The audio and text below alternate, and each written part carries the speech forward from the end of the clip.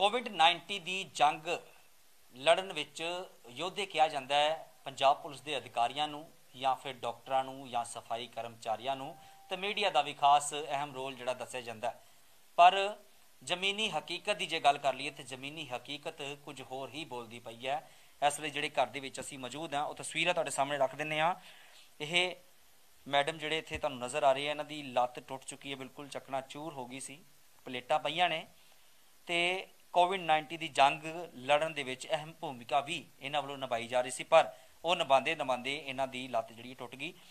पर इन्हां दा रोस है कि कोई साडे तक पता तक नहीं लैण वास्ते आया। 40 दिन तो उपर टाइम हो चुकिया, कोई भी नहीं पहुंचा। मैडम नाल गलबात करदे हां। तुहाडा नाम की है ते किहड़ी पोस्ट है तुहाडी? मेरा नाम जी राजकौर है ते मैं LHV UPSC सैटेलाइट पतापुर विखे काम करती हाँ। ते मैं मेरी ड्यूटी लगी सी कोविड-19 एमरजेंसी ड्यूटी के दौरान मेरे ਜਿਹੜੇ पेशेंट आए होंगे ना, NRI केस आए सी, इन्हां दे केसां नूं आइडेंटिफाई करना सी, आइडेंटिफाई करके इन्हां दी रिपोर्ट अगे भेजनी हुंदी है। तो मैं इस ड्यूटी के दौरान ही मैं अपनी जा रही सां, ड्यूटी के दौरान ही अपने वेखण वास्ते जा रही सी NRI केसां नूं। तो रस्ते के दौरान अगे मेरे सूर आ गया बाइक के अगे, सूर जिथे टपई रोड है ना फाटक, उत्थे फाटक के लागे आ गया। सूर आन करके एकदम ही मेरी बाइक जी डामाडोल हो गई, डिग पई ते नाल दी नाल ही मैनू काफ़ी झरीटां लग गई, मेरे मत्थे ते काफ़ी ब्लीडिंग होने लग पई ते उस तो बाद मेरी लत्त जिहड़ी सी भार नहीं सी चल रही। मैनू बहुत उस वेले होया भी हुण मेरी लत्त काम नहीं करेगी लग रही सी। तो उसी टाइम ते ही कोई परसन उतों लंघ रहे सी, तो उन्होंने उस वेले देखिया, मैनू देख के तो उस वेले इन्होंने घर फोन किया, मेरे हसबैंड नूं मेरे बेटे नूं फोन किया। फोन करके बुलाने के बावजूद जो ये आए तो फिर उन्होंने एक आटो लैके आंदा, थर्ड परसन जिहड़े सी उन्होंने आटो लिया। आटो च बड़ी मुश्किल के नाल मेरी लत्त पकड़ के बड़ी मुश्किल के नाल मैनू बिठाया गया। फिर प्रकाश हॉस्पिटल के विच मैनू लैके गई। उत्थे फिर जांदियां मेरा डॉक्टर ने पहला मेरे मत्थे ते जो ब्लीडिंग हो रही सी वो कंट्रोल करने की कोशिश की। फिर उन्हें एक्सरे किया, एक्सरे करन तो बाद उन्होंने फिर देख के दस्सिया भी इन्हां दी जिहड़ी गोडे की हड्डी टिबिया बोन बोथ है वो टुट गई है, तो ये ऑपरेट करना पएगा, प्लेटां पैणगियां। तो उन्होंने फिर 30 मार्च नूं मेरा एक्सीडेंट हो गया, तो 31 मार्च नूं उन्होंने मेरा ऑपरेशन कर दिता। ऑपरेशन करके वो प्लेटां पाईयां ते 2 अप्रैल नूं मैनू उन्होंने डिस्चार्ज करता उतों। तो फिर मैं 2 मार्च नूं ही अपनी छुट्टी लिख के अपने सैटेलाइट पतापुर विखे भेज दी। तो 2 अप्रैल नूं ही फिर मैं अपने सिविल सर्जन मैडम के नाल गल करन दी कोशिश की कि मैं चलो उन्होंने अपने बारे दस दिंदी हाँ। जो मैं अपने बारे दस्सिया सारा भी मैडम भी मैं राजकौर LHV पतापुर तो बोल रही हाँ, तो मेरा एक्सीडेंट हो गया है, मेरा एक्सीडेंट हो गया है।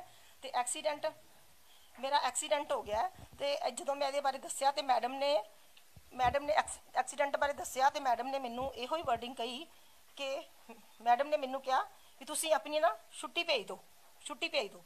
मैनू मेरे नाल कोई हमदर्दी की उन्होंने गल नहीं की भी जां भी ये बहुत माड़ा होया। मैनू बहुत महसूस होया उस वेले कि इन्ने साल ड्यूटी करने के बावजूद भी मेरी इस महकमे दे विच कोई वैल्यू नहीं हैगी। मैनू कोई है ही नहीं, हमदर्दी तक नहीं, मेरे हैड ऑफ द डिपार्टमेंट ने मेरे नाल हमदर्दी तक नहीं शो की।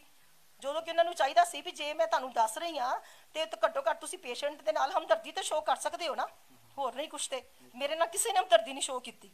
मैनू बहुत ही ज़्यादा महसूस होया है इस गल बारे। तो मैडम ने एक पासे डॉक्टरां नूं कही जांदा है कि असीं तुहाडे नाल हां, कि इस तरह का कोई भी रोल सामने नहीं आया जिहदे विच तुहानूं लगे कि वाकई ही सरकारां दे नुमाइंदे जिहड़े ने या फिर साडा जिहड़ा महकमा है वो साडे नाल है? नहीं, सानू बिल्कुल नहीं पूछा गया। ड्यूटियां वेले तो इस वेले ड्यूटियां ला देंगे ने भी आ ड्यूटी ला दी, इत्थे काम करो। असीं 24 आवर्स ड्यूटियां करते रहे हैं, कीती भी और कर भी रहे सी।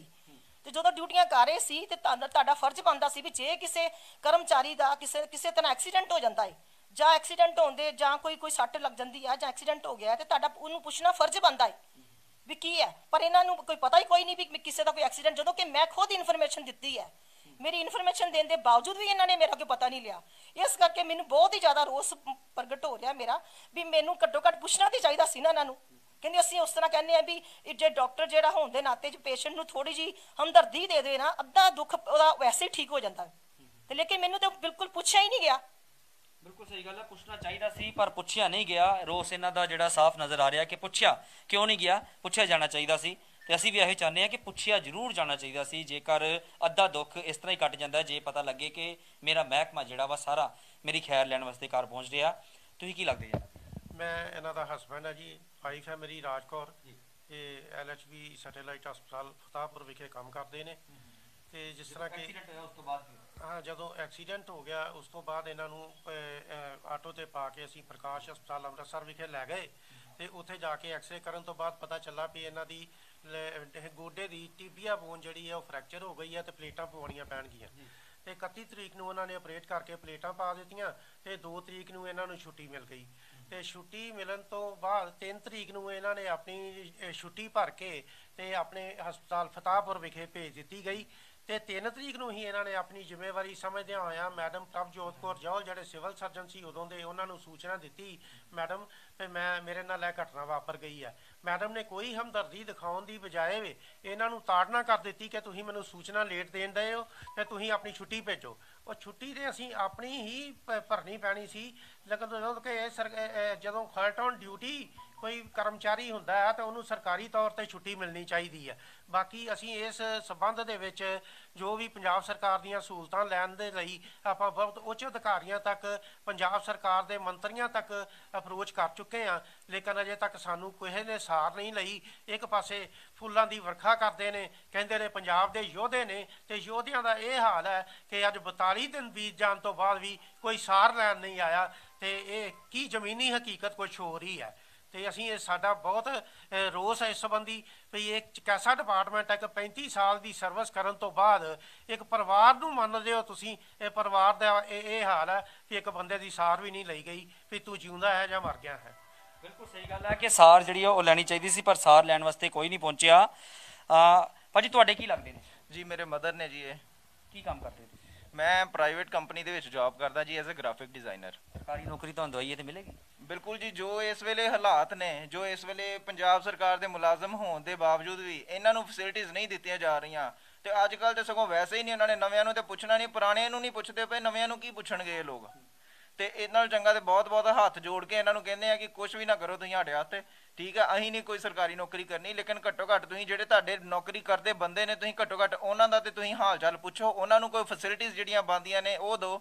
ਅੱਜ ਕੱਲ੍ਹ ਤੁਸੀਂ ਵੇਖਦੇ ਪਏ ਹੋ ਨਾ ਕਿ ਜੋ ਮਾਹੌਲ ਅੱਜ ਕੱਲ੍ਹ ਚੱਲਦਾ ਪਿਆ ਕਿ NRI ਕਿਉਂ ਲੋਕੀ ਬਾਹਰ ਨੂੰ ਭੱਜੇ ਜਾਂਦੇ, ਉਹ ਇਹੀ ਕਾਰਨ ਹੈ ਕਿ ਲੋਕੀ ਜਿਹੜੇ ਬਾਹਰ ਨੂੰ ਭੱਜਦੇ, ਲੋਕਾਂ ਨੂੰ ਕੁਝ ਫੈਸਿਲਿਟੀਜ਼ ਮਿਲਦੀਆਂ ਹੀ ਨਹੀਂ ਪਈਆਂ ਸਰਕਾਰ ਵੱਲੋਂ। ਤੁਸੀਂ ਅੱਜ ਦੇ ਦੌਰ 'ਚ ਹੀ ਵੇਖ ਲਓ ਕਿ COVID-19 'ਚ ਲੋਕਾਂ ਨੂੰ ਕੀ ਫੈਸਿਲਿਟੀਜ਼ ਦਿੱਤੀਆਂ ਨੇ ਸਰਕਾਰ ਨੇ। ਬਸ ਆ ਫੁੱਲਾਂ ਦੀ ਵਰਖਾ ਕਰਤੀ, ਇਹ ਕਰਤਾ। ਕੋਵਿਡ ਵਾਰੀਅਰਸ ਨੇ ਜੀ, ਇਹ ਕੋਈ ਫਾਇਦਾ ਨਹੀਂ ਇਦਾਂ ਕਰਨ ਦਾ, ਬਸ ਆਪਣੇ ਨੰਬਰ ਬਣਾਉਣ ਦੇ ਪਿੱਛੇ ਸਾਰੇ ਲੱਗੇ ਹੋਏ ਨੇ, ਹੋਰ ਕੁਝ ਨਹੀਂ ਹੈਗਾ ਇਹਨਾਂ ਕੋਲ। ਬਿਲਕੁਲ ਗੱਲਾਂ ਜਿਹੜੀਆਂ ਨੇ ਉਹ ਘੱਟ ਕੀਤੀਆਂ ਜਾਣ ਤੇ ਕੰਮ ਜ਼ਿਆਦਾ ਕੀਤਾ ਜਾਵੇ। ਹਰ ਕੋਈ ਇਹੋ ਚਾਹੁੰਦਾ ਹੈ, ਸਰਕਾਰਾਂ ਵੱਲੋਂ ਜਿਸ ਤਰ੍ਹਾਂ ਕਿਹਾ ਜਾਂਦਾ ਹੈ ਕਿ ਅਸੀਂ ਇਹਨਾਂ ਦੇ ਨਾਲ ਮੌਜੂਦ ਹਾਂ, ਹਰ ਵੇਲੇ ਨਾਲ ਮੌਜੂਦ ਹੈ, ਪਰ ਸੱਚਾਈ ਜਿਹੜੀ ਹੈ ਕੁਝ ਹੋਰ ਨਜ਼ਰ ਆ ਰਹੀ ਹੈ। ਪਰਿਵਾਰ ਜਿਹੜਾ ਹੈ ਕਿਤੇ ਨਾ ਕਿਤੇ ਰੋਸ ਆਪਣਾ ਪ੍ਰਗਟ ਕਰ ਰਿਹਾ ਕਿ ਕੱਲੀ ਫੁੱਲਾਂ ਦੀ ਵਰਖਾ ਇੱਕ ਜਗ੍ਹਾ ਤੇ ਖਿਲਾਰ ਕੇ ਤਸਵੀਰਾਂ ਖਿਚਾ ਕੇ ਹੌਸਲਾ ਅਫਜ਼ਾਈ ਨਹੀਂ ਕੀਤੀ ਜਾਂਦੀ। ਜੇਕਰ ਕੋਈ ਬਿਮਾਰ ਹੈ, ਜੇਕਰ ਕਿਸੇ ਦਾ ਐਕਸੀਡੈਂਟ ਹੋ ਗਿਆ, ਜੇਕਰ ਕਿਸੇ ਤਰੀਕੇ ਦੇ ਨਾਲ ਕੋਈ ਢਿੱਲਾ ਹੋ ਗਿਆ, ਤੇ ਜਿਹੜੇ ਮਹਿਕਮੇ ਦੇ ਜਿਹੜੇ ਲੋਕ ਨੇ ਉਹਦੇ ਘਰ ਆ ਕੇ, ਜਿਹੜੇ ਮਹਿਕਮੇ ਦੇ ਅਧਿਕਾਰੀ ਨੇ ਉਹਦੇ ਘਰ ਆ ਕੇ ਸਿਰਫ ਪਤਾ ਹੀ ਲੈ ਲੈਣ ਤੇ ਉਹ ਹੌਸਲਾ ਅਫਜ਼ਾਈ ਸਭ ਤੋਂ ਜ਼ਿਆਦਾ ਹੁੰਦੀ ਹੈ। ਪਰ ਅੱਜ ਤੱਕ 44 ਦਿਨ ਕਿਹਾ ਜਾ ਰਿਹਾ ਕਿ ਹੋ ਚੁੱਕੇ ਨੇ, ਅੱਜ ਤੱਕ ਇਹਨਾਂ ਦੇ ਘਰ ਕੋਈ ਪਤਾ ਵੀ ਲੈਣ ਵਾਸਤੇ ਨਹੀਂ ਆਇਆ। ਕੈਮਰਾਮੈਨ ਦੀਪਕ ਬਜਾਜ ਦੇ ਨਾਲ COVID-19 ਦੀ ਜੰਗ ਲੜਨ ਵਿੱਚ ਯੋਧੇ ਕਿਹਾ ਜਾਂਦਾ ਹੈ ਪੰਜਾਬ ਪੁਲਿਸ ਦੇ ਅਧਿਕਾਰੀਆਂ ਨੂੰ, ਜਾਂ ਫਿਰ ਡਾਕਟਰਾਂ ਨੂੰ, ਜਾਂ ਸਫਾਈ ਕਰਮਚਾਰੀਆਂ ਨੂੰ। ਤੇ ਮੀਡੀਆ